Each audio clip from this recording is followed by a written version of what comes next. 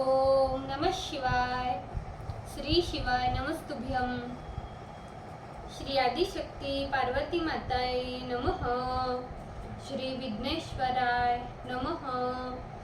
श्री लक्ष्मी नारायणे नमः। श्री सरस्वती ब्रह्माय नमः। श्री सियारामे नमः। श्री रामदास हनुमाने नमः। श्री राधेश्यामे नमः।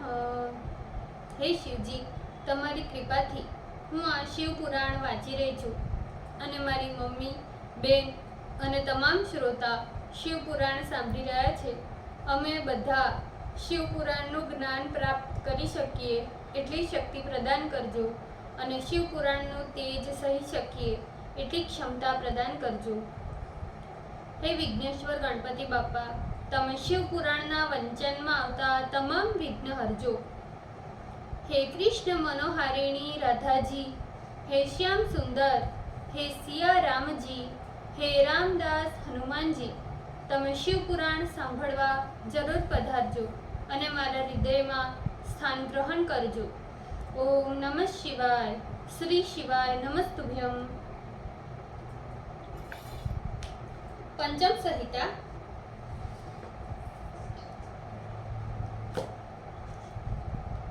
त्रिशोम अध्याय, पेज नंबर 1451. स्वयंभूवादी सर्ग का वर्णन. सुत जी बोले, इस प्रकार प्रजा की रचना कर लेने पर ब्रह्मदेव के पुत्र स्वयंभू ने अयोनिजा शतरूपा नाम की भार्या प्राप्त की. अपनी महिमा से आकाश को व्याप्त कर स्थित रहने वाले महात्मा स्वयंभू मनु एवं शतरूपा ने धर्म पूर्वक संतान उत्पन्न किया. 100 वर्ष तक अत्यंत कठिन तप कर शतरूपा ने अत्यंत तेजस्वी जिस पुरुष को प्रतिरूप में प्राप्त किया था, वे स्वयंभू ब्रह्मदेव के पुत्र स्वयंभू मनु कहे जाते हैं. उन्हीं का 71 चतुर्युग से पूर्व काल एक मनवंतर कहा जाता है. उन स्वयंभू मनु से शतरूपा ने प्रियव्रत और उतानपाद नाम के 2 पुत्र उत्पन्न किए.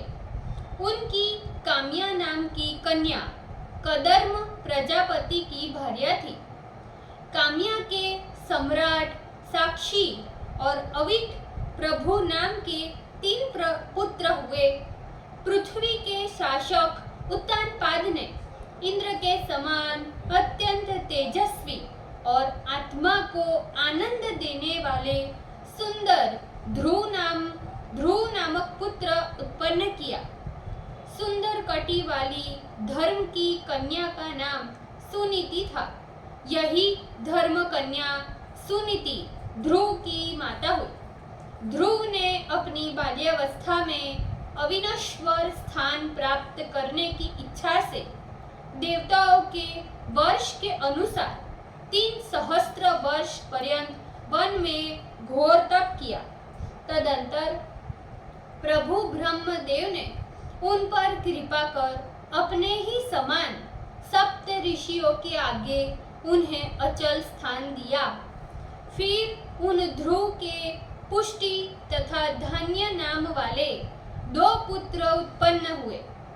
पुष्टि ने समुत्था नाम की भार्या से पाप रहित रिपु, रिपुंजय, विप्र, वृकल और वृष तेजस नाम वाले 5 पुत्रों को उत्पन्न किया. रिपु की पत्नी ने सभी दिशाओं में प्रसिद्ध चाक्षुष नाम के पुत्र को उत्पन्न किया. उन चाक्षुष मनु ने पुष्पकरिणी नामक भार्या में वरुण नामक पुत्र उत्पन्न किया. उनकी कन्या नवला में वैश्योत्पन्न प्रजापति के द्वारा महातेजस्वी पुरु, मास, सतद्युम्न, तपस्वी, सत्यवित, कवि, अग्निष्टोम, अतिरात्र, अतिमन्यु एवं सुयश नाम के 10 पुत्र उत्पन्न किए. पुरु ने आग्नेयी नाम की भार्या में महाकांतिमान अंग, सुमनस, ख्याति, स्मृति, अंगिरस और गय नाम वाले 6 पुत्रों को उत्पन्न किया। अनंतर अंग ने सुनीता नाम की भार्या में वेन नामक पुत्र को उत्पन्न किया। इसी वेन के अपचार से महर्षियों को महान क्रोध उत्पन्न हुआ और उन्होंने वेन को अपने हुंकार से मार दिया। इस प्रकार अपने पुत्र के मारे जाने पर सुनीता ने संतान के निमित्त उन ऋषियों से पुनः प्रार्थना की। उन महाज्ञानी ऋषियों ने वेन के दाहिने हाथ का मंथन किया। उससे पृथु नाम के राजा उत्पन्न हुए। वे धनुष एवं कवच धारण किए हुए सूर्य के समान तेजस्वी थे। प्रजा पालन, धर्म संरक्षण तथा दुष्टों को दंड देने के लिए उत्पन्न होने के कारण इन्हें विष्णु का अवतार माना जाता है। सभी क्षत्रियों के पूर्वज वेन के पुत्र इन्हीं पृथु ने समस्त पृथ्वी की रचना की है और राजसूय अभिषिक्त राजाओं के प्रथम सम्राट हुए। पृथु के द्वारा किए गए इस राजसूय यज्ञ से महाचतुर, सुत और मागधों की उत्पत्ति हुई। फिर शत यज्ञ करता उन्हीं महाराज पृथु ने सर्वलोक हित अर्थ पृथ्वी का दोहन किया और देवता, ऋषि, दैत्य, राक्षस, विशेषकर मनुष्यों को आजीविका प्रदान की। पृथु के महाधर्मात्मा पृथ्वी में विख्यात बड़े पराक्रमी और शस्त्रज्ञ विजिताश्व और हयक्ष नाम के 2 पुत्र हुए। शिखंडिनी ने प्राचीन बहिर्ष नाम का पुत्र उत्पन्न किया। पृथ्वी तल में विचरण करने वाले उन प्राचीन बहिर्ष के सारी पृथ्वी में यज्ञ करने के कारण सर्वदा कुशाओं का अग्रभाग पूर्व की ओर रहा करता था। समुद्र पुत्री से धर्म पूर्वक विवाह करने के कारण वे अत्यंत शोभित हुए। अनेक यज्ञों के करने वाले उस प्राचीन बहिर्ष राजा ने समुद्र कन्या सामुद्री में 10 पुत्र उत्पन्न किए, जो धनुर्वेद के पारगामी, धर्माचरण में नित्य तत्पर प्राचेतस नाम से विख्यात हुए। उन प्राचेतसों ने बहुत बड़ा तप किया। वे 10 सहस्त्र वर्ष पर्यंत समुद्र के जल में शयन करते रहे और रुद्र गीत का जप किया। शिव ध्यान परायण हो तप में तत्पर रहने लगे। उस समय पृथ्वी पर किसी भी राजा के न रहने से प्रजाओं का क्षय होने लगा और सारी पृथ्वी वृक्षों से आच्छन्न हो गई। हे महर्षि, तपस्या से वर प्राप्त कर जब वे लौटे तो सारी पृथ्वी को वृक्षों से परिपूर्ण देख उन्हें बड़ा क्रोध उत्पन्न हुआ और उसे जला देने का विचार किया।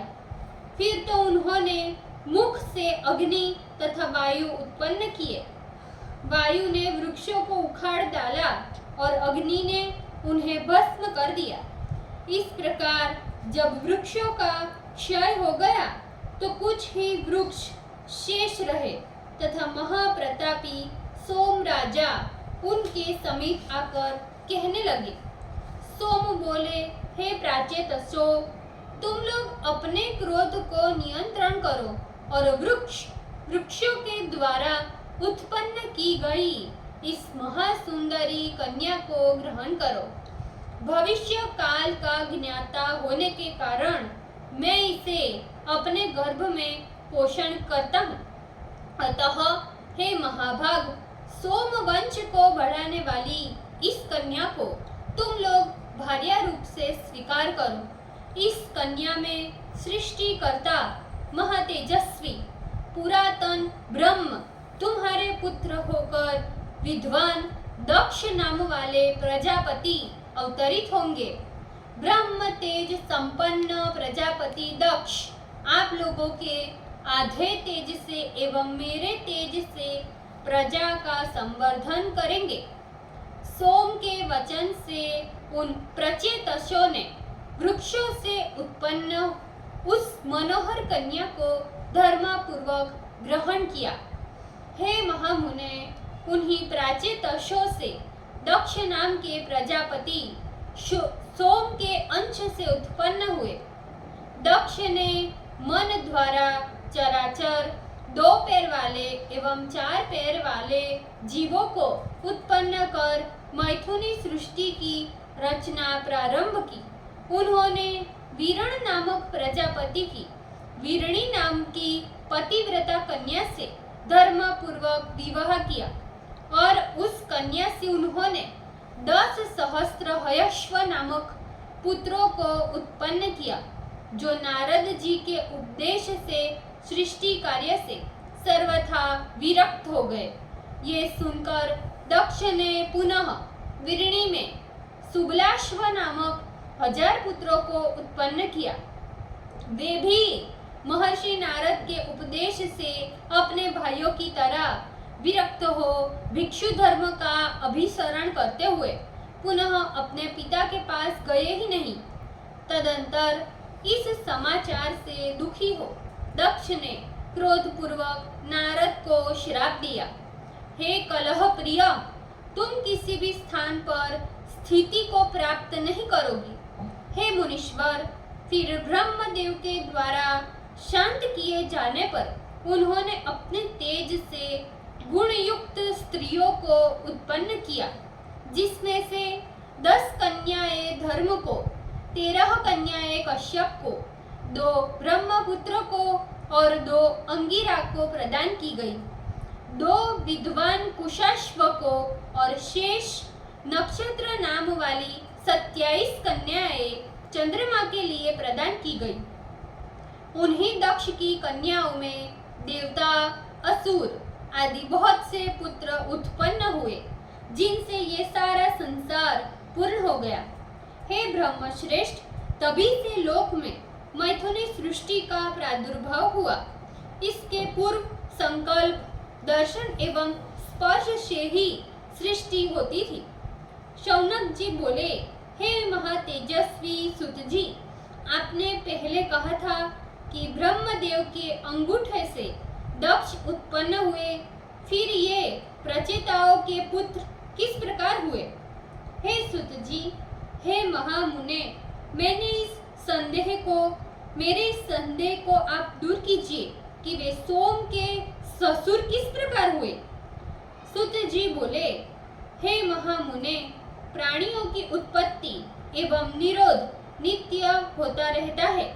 प्रत्येक कल्पों में दक्षादि सभी लोग उत्पन्न होते रहते हैं। जो मनुष्य दक्ष प्रजापति की इस चराचर युक्त सृष्टि को जान लेता है, वह सनातन युक्त एवं आयु से पूर्ण हो स्वर्ग लोक में पूजा को प्राप्त करता है।